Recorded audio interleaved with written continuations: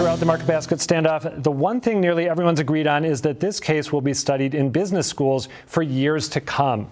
Throughout the ordeal, we were joined by experts like Thomas Cohan from MIT, who shared his initial impressions of what makes this story so unique. The value of this business lies in this cohesive group of employees who have great relationships with customers because they are motivated to provide high-quality customer service. If you give up that value, the company is worthless. For more on the broader implications of the Market Basket saga and what future case studies might say, I'm joined by Linda Edelman, professor of strategic management at Bentley University, where she studies industry dynamics, Robert Mnookin, the chair of the negotiation program at Harvard Law School, and Rand Wilson, a communications and policy director at SEIU Local 888 in Charlestown. Welcome to all of you. So I know the three of you have varied takes on what the big lessons of the market basket battle are and will be. I'd like to hear what those takes are, and I'd like to start with you, Linda. Oh, great. Well, you know, this has just been such a great story and a terrific day for celebration, I think, for all of those Market Basket employees. But I think this is a story about the power of good management. I mean, here we see a CEO and a set of managers that they really get it, that the people are so important in this business. That's their biggest asset. And treated those people like family, right? Not family in the financial sense, but family in a sense of creating a culture, creating a community around those workers. And those workers then were willing to stand up and go to battle for that community, and then in essence for that CEO. And I can't see where we won't be talking about this for business school for years. Do you think other companies are going to start taking the same approach? Wouldn't it be lovely if they did? You dodged the question. Can you predict? I mean, seriously, do you think people will use this as a model? I truly don't know the answer to that, but you know, okay. I think they should. And I think that we should be talking about this for a long time. All right, Robert, how about you? Well, I think what's really paradoxical here is that Arthur T.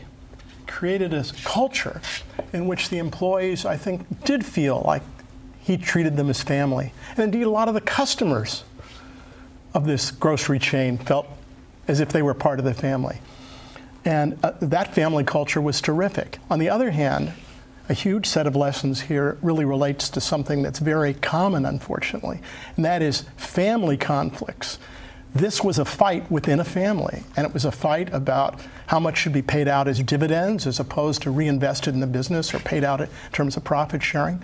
And even here in Boston, if you think about the family conflicts involving prominent Boston companies. There was a fight between the Blakes over Friendly's. There was a fight between the Berkowitzes, the two brothers, over legal seafood. The Palangians were legal battles over real estate. And Donald and Roger Saunders, in terms of a hotel chain, had a fight. Is there any way to guard against that sort of thing? Well, I think that, in fact, obviously, good communications and good relationships can help. But what often happens in a family context is, to some degree, the interests of different family members, particularly as you go down a generation or two, differ. And the interests very typically in large family businesses between the family members who are managing the company on the one hand and those who are passive owners and depending on the dividends on the other, can be in conflict. All right, Rand, I know your take is not that Robert's was wildly uplifting, but maybe the most pessimistic of the bunch. What do you see here as being the takeaway? Well, certainly this struggle showed that the real value in a company is the dedication and the loyalty of its workforce. And clearly this never would have been successful for Arthur T. had it not been for the support of the employees and the kind of atmosphere that they've created, the culture that they've built in that company. Workers made it possible, but let's hope that that this isn't a Pyrrhic victory. You know, we've got to be cautious with when we see the very thing that what the community and the consumers and the workers were against, which was the market, Wall Street kind of mentality taking over. Now we have the Blackstone Group, a notorious private equity company coming in, let's just hope that they don't bring those kinds of values into MarketBasket. You've also cautioned against taking this as sort of proof that the compassionate capitalist model or approach to business works. Can you just talk briefly about that? Well, sure. We've seen lots of companies like Wang Computer or Digital Equipment or Feuerstein's Polar Tech business up in Lawrence, where we had paternalistic company with good management, but because of one factor or another, they were forced to go to Wall Street to get their money, and those more compassionate employers were forced out by the dictates of the market. I hope we don't see that here. And one final question for you, and you two feel free to jump in, but you've sort of hinted that perhaps Arthur T. may have used or leveraged the employee's loyalty to benefit himself. I don't know if you'd take issue with that paraphrase, but how soon do you think we'll know if his intentions are pure and honorable here?